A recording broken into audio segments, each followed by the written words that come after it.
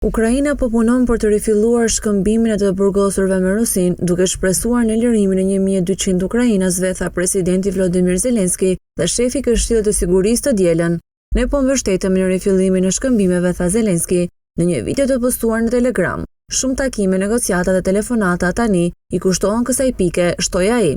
Ndërkohë, shefi i sigurisë Rustem Umerov tha të shtunën se kishte zhvilluar konsultime në Turqi dhe Emiratet e Bashkuara Arabe me mbështetjen e partnerëve të Kievit për rifillimin e procesit të shkëmbimeve. Si rezultat i këtyre negociatave, palët rënë dakord të rikthehen te marrëveshjet e Stambollit. Kjo ka të bëjë me lirimin e 1200 ukrainasve, tha Umerov në Telegram. Marrëveshjet e Stambollit janë marrëveshje për shkëmbimet e burgosurve të ndërmjetësuar me ndërmjetësimin turk të vitit 2022, të cilët përcaktojnë rregulla për shkëmbime të mëdha dhe të koordinuara midis Rusisë dhe Ukrainës.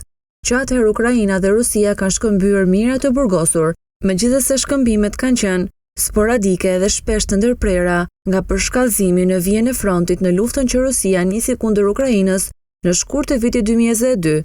Umerov tha se konsultimet do të zhvillohen në të ardhmen e afërt për të vendosur detajet procedurale dhe organizative të procesit.